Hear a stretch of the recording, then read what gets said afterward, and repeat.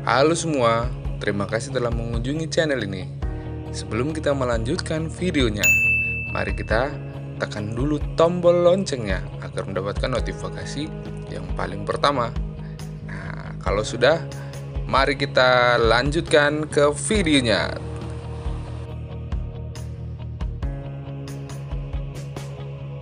Mungkin dari kita selalu bertanya-tanya, bagaimana cara Korea Utara, negara yang terisolasi, bahkan mengurung diri dari berbagai pihak, bisa mendapatkan uang dan membuat senjata nuklir.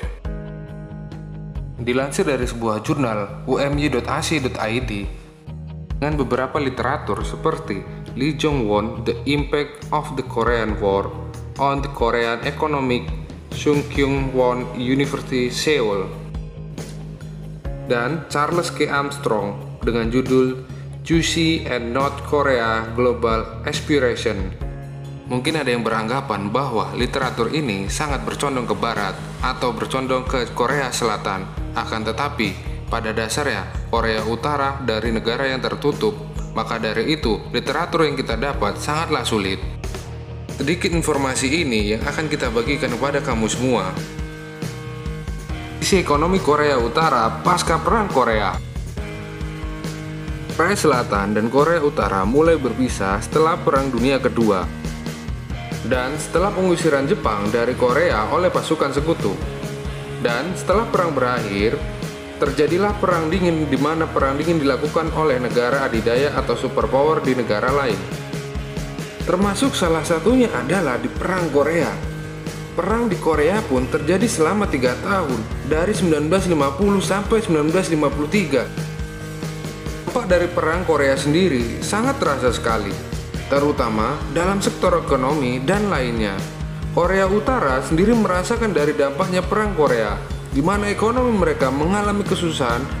Untuk bangkit, Korea Utara sendiri melakukan beberapa kebijakan dalam membangkitkan ekonomi, mulai lagi dari era Kim Il-sung, Kim Jong-il, hingga Kim Jong-un. Ekonomi Korea pasca perang. Pasca perang Korea Utara berakhir, Korea Utara mengalami kerugian sebesar 420 triliun won, yang dimana kerugian ini lebih besar dibandingkan dengan negara tetangganya Korea Selatan, di mana kerusakan ini lebih tinggi daripada GDP Korea Selatan pada waktu itu. Korea Utara sendiri menggunakan landasan ekonomi dari Uni Soviet, di mana tanah milik musuh dan para Chongbu disita oleh pemerintah Korea Utara dengan dalil akan dibagikan secara rata lewat Dewan Rakyat. Bahkan, pengusaha yang mendukung pemerintah Jepang juga diambil secara paksa ketika Korea Utara merombak atau membangkitkan pasca Perang Korea. Korea Utara lebih mengembangkan ke industri berat, terutama industri tekstil, industri bahan kimia, dan penggunaan mesin. Di awal dari perombakan ekonomi ini, Korea Utara mengalami peningkatan yang sangat pesat, di mana ekonomi Korea Utara dengan mengembangkan industri berat mengalahkan Korea Selatan hingga pada tahun 1974. Meskipun dana yang didapatkan oleh Korea Utara dari blok komunis sebesar 3 triliun US dollar dari dana Korea Utara sudah mengalami kemajuan yang sangat pesat dari segi industri. Meskipun mengalami kesusahan dalam pengembangan sistem sosialis dan hampir mengalami stagnan pada tahun 1970. Selain itu, alasan kuat yang membuat Korea Utara menjadi lebih maju adalah adanya ideologi baru yang diterapkan oleh pemimpin Korea Utara pada waktu itu, Kim Il-sung, yang mana menggunakan ideologi Juche. Pada masa kepemimpinan Kim Il-sung, Korea Utara berusaha bangkit dari masa keterpurukan pasca Perang Korea karena negaranya mengalami kerusakan terbesar dan kerugian terbanyak. Oleh karena itu, ketika Kim Il-sung memimpin negaranya, dia menerapkan kebijakan baru dari sistem ekonomi, politik, dan sosialis, dan mengenalkan ideologi baru yaitu Juche. Selain itu, kebijakan dari Kim Il-sung yang melupakan kerjasama ekonomi, menerima bantuan dari negara komunis lainnya, dan mempertahankan diri dari kekuatan militer yang ada. Fase pertama, Korea Utara pada masa Kim Il-sung melakukan rencana pembangunan ekonomi pada tahun 1953. Ada 3 fase rencana yang dilakukan untuk memperbaiki ekonominya. Persiapan untuk melakukan rehabilitas dan pembangunan ekonomi nasional. melakukan rencana pembangunan 3 tahun 1954 sampai 1956 untuk mengembalikan kondisi ekonomi sebelum perang terjadi lagi di semua cabang. Rencana 5 tahun pada 1957 sampai 1961. Rencana ini untuk mendanai industrialisasi, terutama dalam industri berat. Yang dilakukan oleh Kim Il-sung saat ini dinilai sangat berhasil terhadap pembangunan ekonomi di Korea Utara. Akan bisa melewati ekonomi Korea Selatan pada saat itu. Dilakukan oleh Kim Il-sung adalah banyak melakukan nasionalisasi terhadap industri-industri sisa peperangan dari tangan pengusaha. Apalagi Korea Utara lebih mengutamakan industri besar untuk menopang dari produksi kemiliteran dan perlengkapan untuk teknologi yang akan dibuat untuk produksi senjata dan pabrik. Penekanan dalam produksi berat seperti industri kimia, besi, baja, dan peralatan mesin yang dilakukan untuk ekspor ke negara Timur Tengah. Dan hingga tahun 1970-an, Korea Utara bahkan memimpin dari segi ekonomi dan pendapatan yang didapatkan dibandingkan dengan Korea Selatan. Pendapatan Korea Utara lebih besar dan perekonomiannya lebih bagus pada awal-awal saja. Ketika memasuki 1970-an hingga 1990-an, ekonomi Korea Utara sudah mengalami stagnan dan kemunduran karena beberapa hal. Terlepas dari itu, keberhasilan dari pertumbuhan ekonomi Korea Utara dari pasca perang Korea adalah melimpahnya sumber daya alam yang dimiliki Korea Utara. Penggunaan model Uni Soviet dalam ekonomi dan politik juga menjadi faktor penting. Selain itu, adanya ideologi Juche atau kemandirian membuat Korea Utara menjadi lebih besar ketimbang Korea Selatan. Sukses Korea Utara sendiri, mereka menyatakan produksi industri dan pertanian mereka telah siap atau sudah berkembang dari sebelumnya. Pada masa itu, investasi yang dilakukan Korea Utara lebih diutamakan terhadap ke industri, dan 81% investasi industri dilakukan ke industri berat. Keberhasilan ini tak lepas dari adanya campur tangan dari negara-negara Uni Soviet yang mendukung Korea Utara dalam ekonomi. Korea Utara pada masa Kim Il-sung yang sukses melakukan program 3 tahun, melanjutkan dengan program 5 tahun. Korea Utara melakukan konsolidasi fondasi ekonomi, menyelesaikan masalah ekonomi di Korea Utara seperti masalah makanan, masalah pakaian, dan masalah perumahan yang dialami oleh rakyat Korea pada waktu itu. Bantuan sendiri dari negara blok komunis pun berkurang, oleh karena itu Korea Utara pun melakukan penghematan dari pembangunan industri dan penghematan pengeluaran pendapatan 25%. Bagi gantinya, dari penghematan anggaran, Korea Utara melakukan mempercepat industrialisasi dan meningkatkan produksi pertanian serta mengatur populasi masyarakat. Program ini pun dinilai sangat berhasil, berjalan sangat cepat, hanya membutuhkan waktu selama 2,5 tahun saja. Berdasarkan laporan, perbandingan dengan Korea Utara dan Korea Selatan pada masa itu sangatlah berbeda jauh. Karena kondisi ekonomi Korea Utara jauh lebih maju daripada Korea Selatan. Diperkirakan pendapatan Korea Utara pada tahun 1959 GDP per kapita Korea Utara adalah $140 dan Korea Selatan sebesar $81 per kapita. Namun pada tahun 1976 Korea Utara tidak bisa bersaing lagi dengan Korea Selatan dalam ekonominya karena Korea Selatan sudah meninggalkan Korea Utara yang mana memiliki mitra dagang yang jauh lebih luas daripada Korea Utara dengan penggunaan mata uang dolar dalam perdagangannya.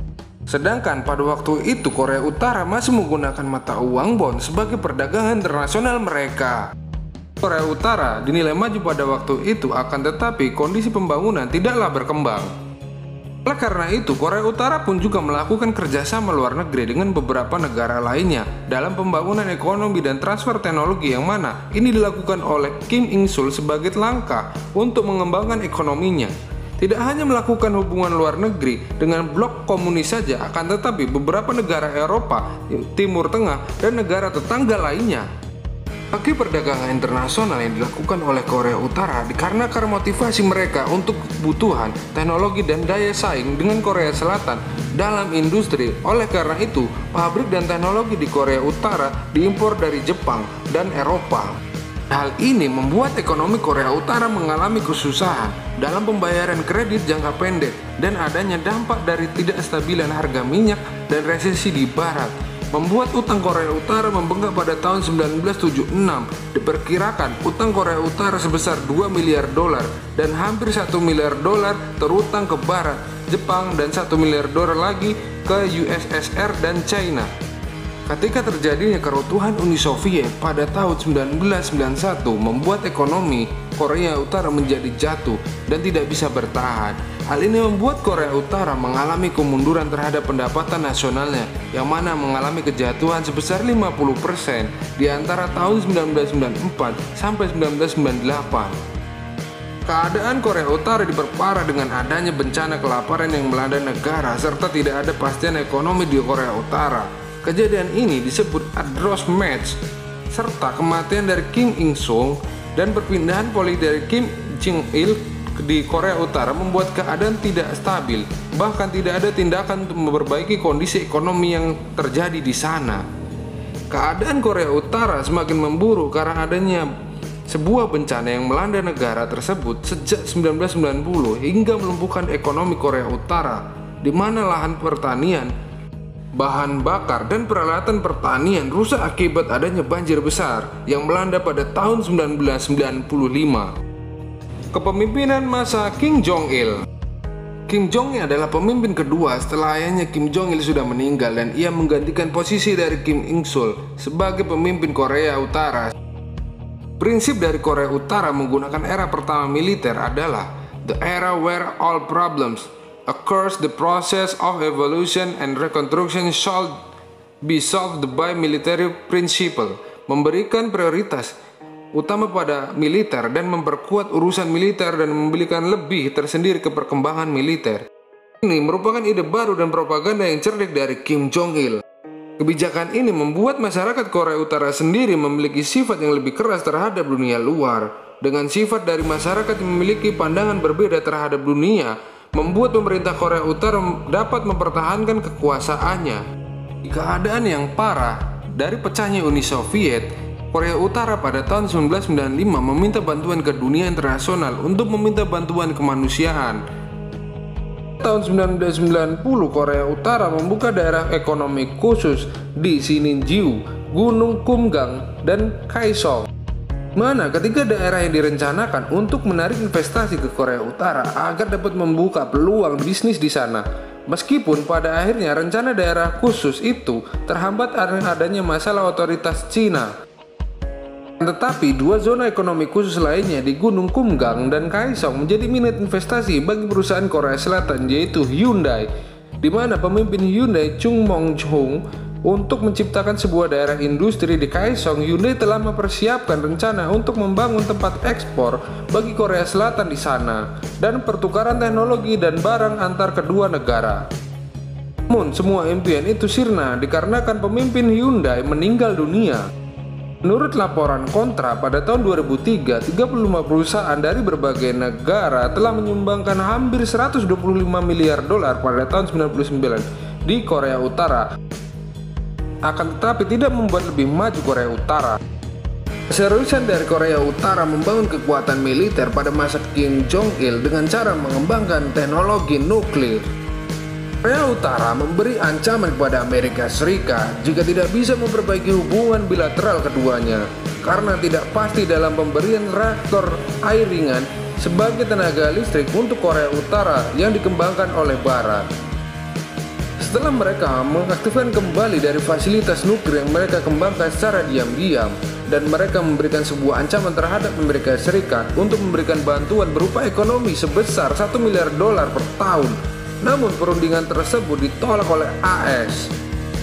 Utara pun memberikan sebuah kesempatan kepada Rusia, yaitu kepada Presiden Vladimir Putin, bahwa Korea Utara akan menghentikan program nuklirnya jika satelit milik Korea Utara diluncurkan keluar angkasa.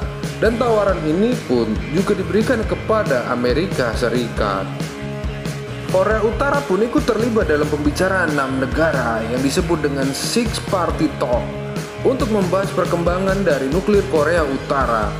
Pembahasan itu terdiri dari Rusia, Amerika Serikat, Jepang, Cina, Korea Utara, dan Korea Selatan.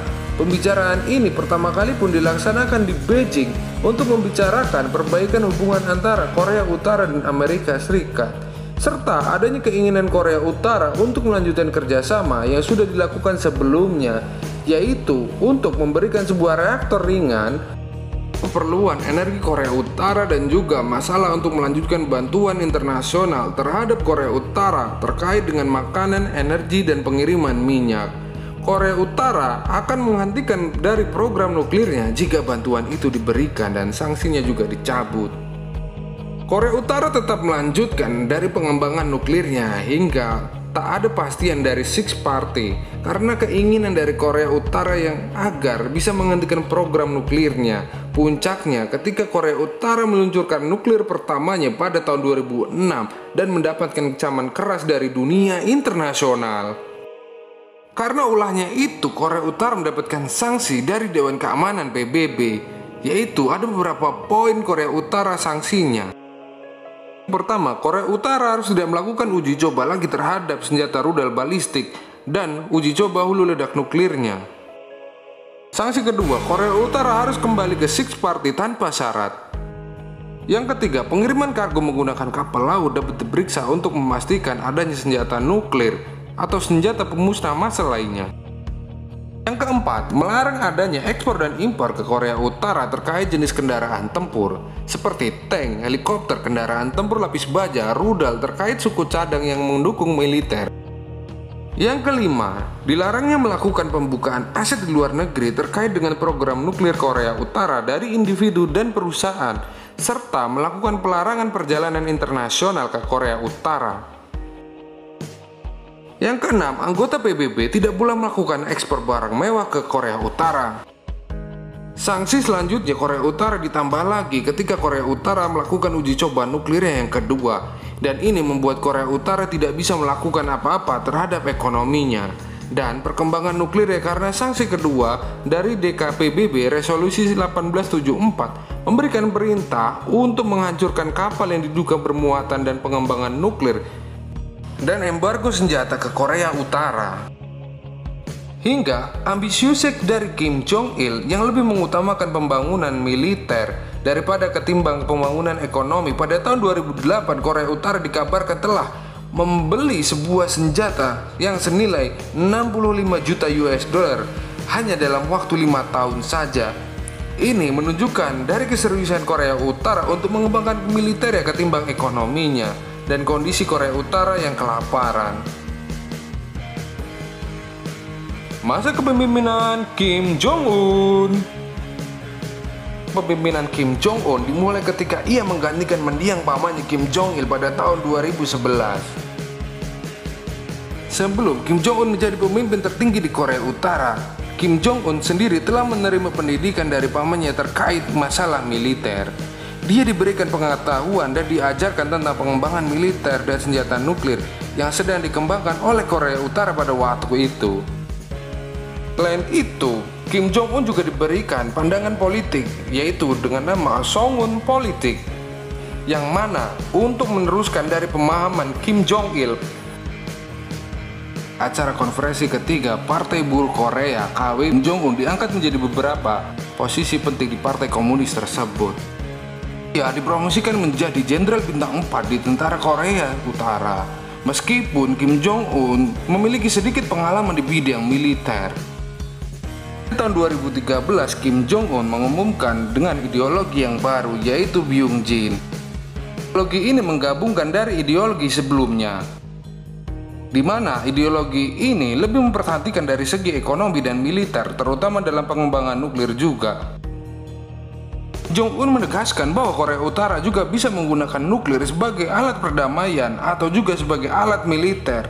Sebagai pengembangan luar angkasa dijadikan program dalam militernya. Jong-un juga pun memperhatikan dari segi ekonomi negaranya. Kebijakan dari Kim Jong-un dalam ekonomi sendiri untuk memperbaiki kondisi pangan dan standar kehidupan Korea Utara, meskipun data di Korea Utara tidak begitu akurat. 2011, Korea Utara semenjak dipimpin oleh Kim Jong-un, perekonomian menunjukkan hasil yang lebih positif. Ambil data melalui Bank of Korea, data tersebut pertumbuhan ekonomi Korea Utara membawa masa ke masa menjadi lebih baik.